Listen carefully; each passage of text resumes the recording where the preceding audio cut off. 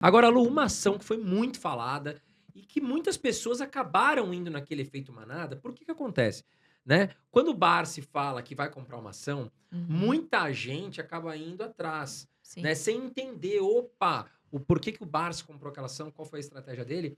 E muitas vezes, né, Lu, sai na imprensa, e a imprensa, claro, o que que a imprensa quer? Ela quer caça-clique, né? Uhum. Então ela acaba usando o nome de uma pessoa como o Barsi, que é uma pessoa referência hoje no mundo dos investimentos, para acabar alcançando cliques mais altos. E aí muita gente perguntando sobre a questão da IRB Brasil, que está aí abaixo de R$ 1, né? Tá valendo centavos hoje uma ação. E aqui as pessoas perguntando, o Barsi hoje ele enxerga que ele errou. Tem gente perguntando aqui, IRB tem chance de ir à falência? O que, que você acha de IRB, Lu? Olha, André, assim, é muito complicado eu falar sobre a companhia, né, às vezes as pessoas me cobram: "Poxa, você não fala mais do IRB". Eu não falo não porque eu não quero, não é falta de transparência da minha parte, é porque por fazer parte do comitê, obviamente a gente tem acesso a algumas informações e se coloca em período de silêncio em determinados momentos, né. Quem é acionista tem acompanhado a mídia, então muitas modificações têm acontecido na administração. Tem a fiscalização da SUSEP que está ocorrendo por conta da capitalização recente que ocorreu, pelo desenquadramento ali de capital, né, do capital regulatório. Então tem muita coisa acontecendo ali de reestruturação da empresa que infelizmente a gente não pode comentar, né. O que que eu posso comentar? A nossa visão para a empresa não mudou. O ir à falência significa um risco sistêmico de todo o segmento securitário do Brasil ir à falência. Então o IRB tem um risco muito grande, não pode falir. É daquelas empresas do tipo, se falir, é um dominó, cai todo mundo. Então existe, uma grande intenção de todos os players que estão, né, todos os stakeholders, e shareholders também envolvidos na situação, para recuperar a empresa, né. Então acho que 2 anos, que é o tempo em que foi descoberto mais ou menos todas as fraudes, em que foi feita aquela tentativa de limpa do balanço, é pouco tempo para você avaliar se a empresa vai embicar ou não. É difícil você mover esse transatlântico. A gente precisa lembrar que o IRB é uma empresa com mais de 70 anos de história, é uma empresa que antigamente, inclusive agia como o próprio regulador do setor de resseguros. Então imagina, você tem uma empresa estatal que além de ser a única operadora, é um monopólio, isso foi quebrado, ai, não me lembro agora, acho que na década de 90, enfim. Eh, mas imagina, a própria operadora, o próprio monopólio, agia como se fosse um órgão regulador do ressegurador. Então existe ali uma memória muito viva, uma riqueza muito grande na empresa de conhecimento sobre o setor, e a gente aposta muito nisso no futuro. Nós não estaríamos na empresa se não fosse, a gente não vislumbrasse bons resultados mais lá na frente. As pessoas muitas vezes se frustram: "Ah, o Barça errou". Ele não quer saber se ele errou, porque agora não é o momento dele avaliar se ele errou ou não. Ele está olhando para outro horizonte. A Unipar foi um erro por mais de 10 anos, até que não era mais. Você está disposto a esperar 10 anos? Nem todo mundo está disposto.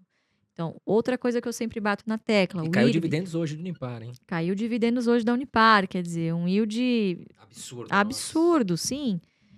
Imagina uma posição que ele gastou, vamos chutar alto, 40 milhões para montar, paga 100 milhões ao ano para ele em dividendos, ao ano. Então, assim, já se pagou faz tempo somente nos dividendos, fora a valorização.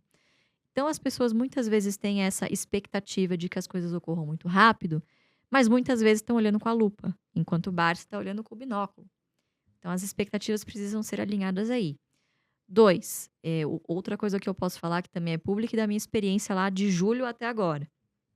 Obviamente ninguém faz nada sozinho. Então, a equipe que foi montada lá de comitê de auditoria, o pessoal do conselho de administração e outros comitês técnicos são extremamente competentes e estão fazendo todo o possível para que a empresa se recupere. A gente precisa lembrar que os últimos 2 anos não só foram ruins para a empresa por toda a conjuntura do que aconteceu, mas também pela conjuntura, o cenário das resseguradoras no mundo. Nós tivemos pandemia em 2020 e efeitos climáticos atípicos ao longo de 2021 inteiro. Crise hídrica, não só aqui, mas também na Europa. Muitas catástrofes climáticas, teve quebra de safra, né? O IRB que tem boa parte da sua carteira ali vindo do rural, do agro. Então, precisa ter paciência. Agora, Lu, Você teve que bater de frente com alguém lá dentro? Não, não. O pessoal lá tá todo mundo extremamente alinhado, se eu posso dizer. Quem bagunçou a casa ali já saiu. A levar, já saiu, assim. Foi feito um trabalho bem grande de limpa ali dessas pessoas, né, que eram as frutas podres, enfim, porque você fazer esse tipo de esquema, era um esquema, dificilmente uma auditoria externa também pega, porque você tem ali diversas cabeças-chaves da administração que mexem em todos os números, e quando você quer complicar alguma coisa, cara, você bota numa planilha lá de sei lá quantas mil células, é impossível você pegar. Então, o que aconteceu, o episódio da esquadra, né, que foi de ativismo, enfim, por mais que a gente não opere short e muitas vezes nós somos críticos a esse tipo de postura, foi extremamente importante para que conseguíssemos detectar a tempo para que a empresa, obviamente, não fosse levada à falência e algo mais sério acontecesse. Mas, obviamente, assim, eu simpatizo com todos os acionistas. Eu sou acionista, não posso comprar, infelizmente.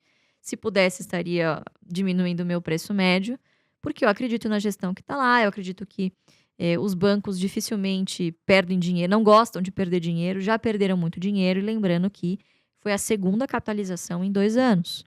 Então, eu não acredito que a empresa vai ter uma terceira chance. Já teve uma segunda e daqui em diante vai ter que, obviamente, começar a mostrar resultado novamente, né? Então, eu acho que passando esse cenário, a gente trazendo uma normalização agora do setor de resseguros, né? A gente navegando em marés mais tranquilas vai ajudar, principalmente com o cenário de taxa de juros alto. A gente não pode esquecer que tem bastante semelhanças com o negócio de seguros, né? Em que você trabalha com um float muito alto ali dentro da companhia, que vai ficar parado, justamente servindo como garantia para as operações da empresa, para o capital dela, enfim. E esses ativos vão sendo remunerados de acordo com a renda fixa. Então, eu acho que nós temos. A nossa visão é a mesma da semana passada, hoje será a mesma da semana seguinte, e eu vou continuar repetindo as mesmas coisas. Nós estamos no papel, acho que é muito. Cada um faça o seu julgamento de valor. Muito cedo ainda para dizer que erramos ou não, tem muito trabalho ainda para ser feito. 2 anos, quando você olha, a gente está no papel há 1 ano e meio, mais ou menos, né? É um intervalo de tempo extremamente curto para você avaliar esse tipo de investimento que a gente está olhando lá na frente. Poderemos estar certo no ano que vem, como poderemos estar certo daqui 10 anos, né? Então, a nossa posição, ela é grande o suficiente para multiplicar em muitas vezes o nosso capital, se der certo, pequeno o suficiente para não nos levar à falência, né? Então, acho que nesse tipo de empresa, sempre falo isso, é o dinheiro da pinga, não é o dinheiro do leite. Se tudo Sim. de errado acontecer, se outra tempestade perfeita acontecer e a empresa, enfim, a gente estiver errado sobre a empresa, o que vai acontecer na carteira? O que vai acontecer, na verdade, na carteira do Barça é nada, porque é menos de 1% hoje por conta dessa queda. E vai ferir o ego dele, obviamente. Poxa, né, acreditava na companhia e estava errado. Agora, se der certo, é uma puta porrada. Mais uma. Então, É isso. é a esse tipo de risco que você tem que se expor, né? Mas, Exato. infelizmente, as pessoas se a atêm ganância, né? ao headline da notícia, não chega até o fim, né?